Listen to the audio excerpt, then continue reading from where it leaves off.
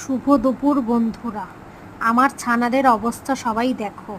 একজন তো আদর খেতেই ব্যস্ত, আর একজন খেলা পেলে তো আর কিছুই চেনে না। তখন তাকে যতই ডাকা হোক না কেন, সে আর খেলা ছাড়া কারোর দিকে তাকাবেই না। সে এখন খেলতে প্রচণ্ড ব্যস্ত। তারপর যাচ্ছেন সে উপরে।